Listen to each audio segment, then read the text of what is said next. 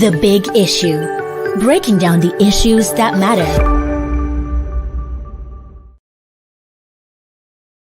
Viewers, welcome to July 5, 2023 edition of The Big Issue. My name is Bode Badebo. As usual, I'm being joined today by our in-house analyst, Silas Ezegu. Silas, good evening and welcome to The Big Issue. Yeah, good evening. It's a pleasure having you this Wednesday evening. And of course, viewers, as usual, we shall be discussing the developing story about the controversial UTME results owned by MSOMA, Joy Ejileke, and of course, the Joint Admission and Matriculation Board. We shall bring you updates as to what is the real state of things now. And as well, look at the looming crisis in the Niger Delta region of Nigeria over the unabated oil theft, and of course, the controversy surrounding the Amnesty Programme. But first of all, let's start with the development in JAM. MSOMA Joy Ejikeme has actually admitted that she scored 249 as against the 362 mark she had earlier paraded to the public to get the 3 million naira scholarship from the Innocent Motor founder, Chief Innocent Chukwuma. Salas, that's the latest thing. After the back and forth, the condemnation, the accusation, counter-accusation, also people accusing JAM of victimizing the girl because she's Igbo. Very, very absurd line of thinking. No, I don't think. Well, if those who say it's Igbo, JAM, is it a tribal association? Oh. So those who went that line, they went very low. And when you now compare it to what people like Kelofai started doing, going religious, that's why we are also having this kind of line of thinking. And then too, like I said in a previous program, we had discussed it on Monday, that the issue of falsification of results or for scores has downloaded from the political system, where results are changed and those who do elections are declared winner, and you have to go to court to go and see whether I can validate you. So all these things percolate in society and it goes down to the grassroots. So I'm not, I can only link it to the political system because that's where the leaders come from, the leaders of the country. And then these people are now looking for how to benefit from the tribalism thing. They actually implanted in our psyche. They are the one responsible for why we are thinking everything is like tribal. The JAM with the way Elufai was speaking and the rest of them.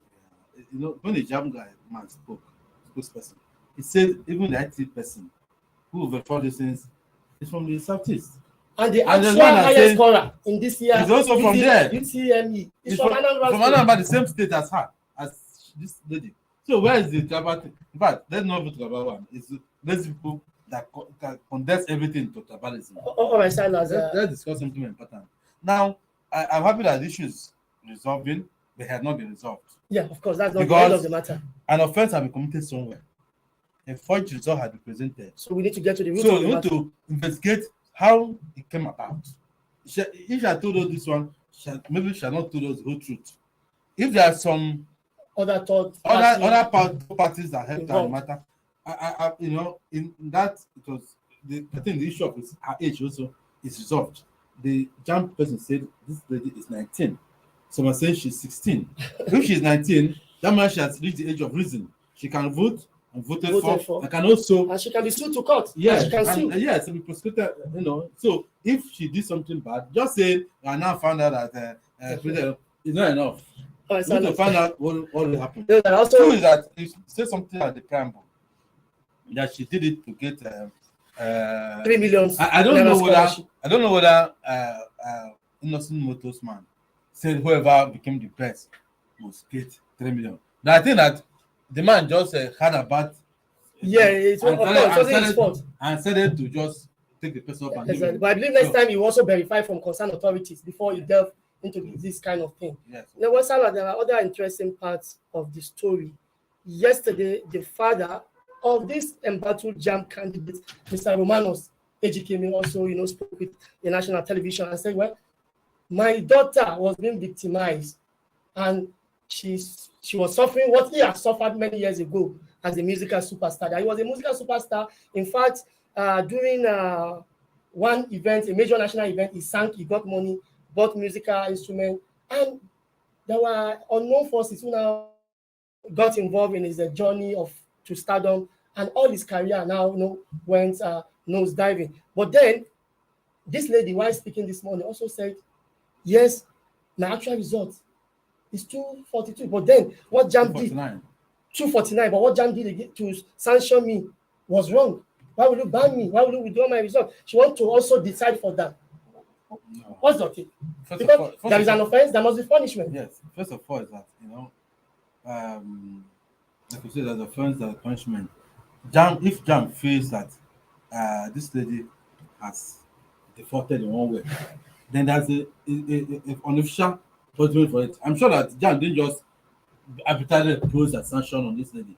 It's possible, I believe that Jam will have had a kind of a statute on how they deal with this kind of thing, and they just went to their rule book and put it. Okay, if so and so person does so and so thing, this is the punishment. It doesn't care. It doesn't matter who the person is. You understand? So saying that Jam is punishing, the only thing I would like them to do is to find out, sometimes look at motivation, look at other circumstances around it, and find out whether she directly whether it was an honest mistake or an intentional crime. Yeah. If intentional, that means it's crime. Crime of forgery, cyber crime, coming to it, the police are coming to it. All this are there. So she should, and yes, access already. Even Anambra State government, I saw that in Nigeria they were empaneled 6 professors. Some of them are reverend, 8 people. Some of them professors, some reverends, and so to investigate what, for God's sake, are they forensic investigators? Are they all the investigative agencies in Nigeria? Well, it can just commission 2 people to look, but to check this thing is not difficult. Between the girl and the Jam body, go there and say what's happened. Check the system. Is it a problem from the system? Is it a problem from the girl? Whatever. You can get. You don't have to panel 6 professors as if you are studying, going to mass, all these things. So that's what I want to say. That saying and being victimized, the man's own story is a different altogether. That one doesn't concern the public. Exactly. Then the guy saying, "Why punishing me?" I think she does not understand the import of what has happened. She doesn't. It was, I always acknowledge when the public, when there's this kind of offense is committed, and it's played down. That's what we call gross impunity. You know that you've done something wrong has been done, and you're instead of it, and you're even complaining that that's how. There's a cheating happening, and we need to find out, and there's a punishment for cheating. And you are saying you're victimized. Victimized is when you've not done something wrong, and you're being punished for it. So I don't understand where she's coming from, but I want both between all the investigators to bring out all the facts so that I know where the offense lies and then question. Exactly. If she needs to go to jail for it, if she's 19 years, all well and good. Yeah. You need to send a message to those who are falsifying results, falsifying age, falsifying academic records, that you can't. So in Nigeria here, a former speaker of the House of Representatives was sent to jail for brandishing a colonial certificate. And the president to have in the country now, the is trying to find out whether he actually did some forgery here and there. So the girl to talking about to mention when there's a forgery case in front of you. There are even some senators who are also being punished for forgery. So for talking like that, it means she don't understand that this is a criminal offense, and she has misled the public. All right, I think the discourse or the confession by the lady or the girl, Emesoma Ejikeme, is not enough now, as you said. No. Jam needs to go further with the help of independent forensic investigator to actually get to the root of the matter. Is that what happened? Yes, because remember 2 days ago when she released that video, she was saying something that she did not have the capacity to forge that result. But a result has been established to be forged. That format she was displaying does not belong to Jam. So who did it? In whose interest was it done? For what purpose was it done? Was it for the deliberate purpose to get the 3 million naira scholarship? Mislead the public? So these are the issues that we still need to go further to actually determined so that we can actually avoid every occurrence. Yes. It's a disgrace to our educational system. It's a disgrace for the country. It is. The outside world is watching, they are listening, they are watching. No, JAM is a very credible Organization. But look, JAM suffered in the last 3 days, Silas. Yes. People insulting the institution, people saying, oh, Shebi, you are And the same person who if says snakes. When something happens now, all you are facing the past, you bring it to a fault. Even though the snake story is fake news, it's untrue. It's and anyway, there was a JAM in a different administration. Exactly, and everybody knows that this is a JAM under a different administration. And this man has raised the bar at JAM. I am not a correspondent, but from what I read in public, he has raised the bar a lot in JAM. Share with all this money recovered and sent to government, it's money like other people are waiting away, and he's returning so much money. Though JAM is not a money-making organization. Yeah, it's not a revenue generating, but then there are some things it has to get from these candidates and remit to the government. A level of probity. Exactly. You see in that system, which you may not see in other organizations. So that's commendable. Two is that, of course, you can have, I still deal with the issue of chemical glitches and INEC. So if there's, also, I think, I've heard people talking about having issues with the technology deployed by JAM. I don't know this, but if there are issues with technical issues about the technology JAM, this is also opportunity for them to look into it to see that people don't come off shop when it comes to using their platforms. That's why, but I'm happy that JAM has been exonerated. Yes, for now, JAM has been exonerated. If you have raised a lot of, when you said Nigerians have lost faith in the electoral system. Now, the education system cannot afford to lose confidence. Exactly, at this crucial time. In JAM. Exactly. Because it is the best way to that would be too much slap on the country. Yes. Many thanks to you, Silas Ejebu, for joining us at this evening. Viewers, we'll be going on a short break. When we come back, I'll be speaking to Barrister Winifred Chukwu, convener, coalition of South-South APC Voice, to discuss the political and security development in the South-South region of Nigeria. Don't go away. It's still the big issue.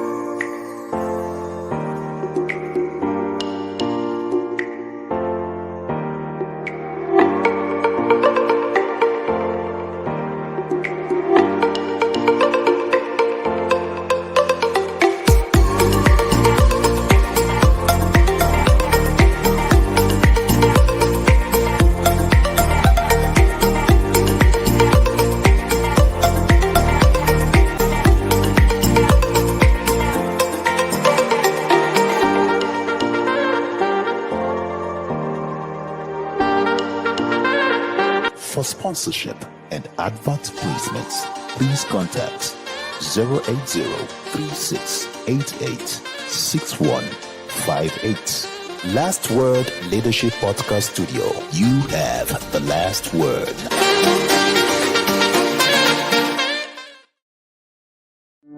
The Big Issue. Breaking down the issues that matter. Viewers, it's still a big issue for today, Wednesday, July 5, 2023. As I said earlier, I'm being joined by Barrister Winifred Chukwu, convener, coalition of South-South APC Voice, to discuss development in the South-South region of Nigeria. Welcome, Barrister Winifred. Thank you. It's nice to have you on our show at the big issue. Barrister, let me first start with a visit by a former Niger Delta militant, Asari Dokubo, to President Bola Ahmed Tinubu a few days ago. I remember after the meeting with the president, he came out and spoke to journalists that, well, he told the president the situation in the Niger Delta region and how the incessant oil theft can be combated. Now, first of all, give me a sense of that visit. Is it of any significance or not? Okay, so first of all, I think that the visit is of significance because in the past 8 years, the South region has been going on and about oil theft and policies that is supposed to be implemented for the region to start working properly. But if you see, we've been lacking so many things. We've been lacking backwards. We've not really had anything like one tangible thing that we could say that this is our own. In the whole of South. Yes. So when it has to do with the oil theft in the region, he actually brought out from his own perspective because he's speaking his mind, and he as a known leader in the region, it's good that he has spoken his mind. But one thing I talk about the oil theft is because of the lack of poverty, the poverty that has hit our region. Become endemic in the region. Exactly. So one of those things are like when you don't have sustainable jobs for the youth, you don't have anything that can actually build the youth to become something, So maybe that's to crime. Exactly. So that's one of the things that I could relate to.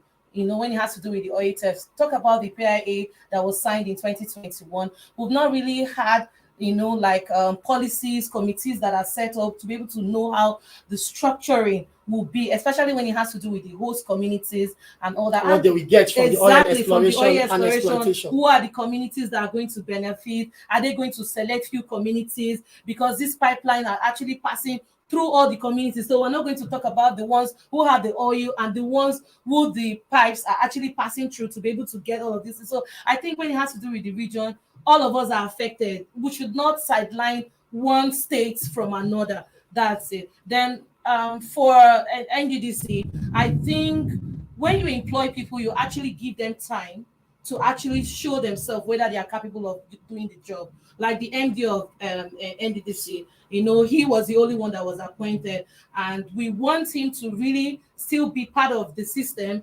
because it was just 6 months that he was appointed. He had not stayed. You are talking about Samuel Obuku, yes. So we want, when it has to do with our region, we want the federal government to actually take recognizance of people who, that they've appointed to lead us. We want them to actually give them time to work.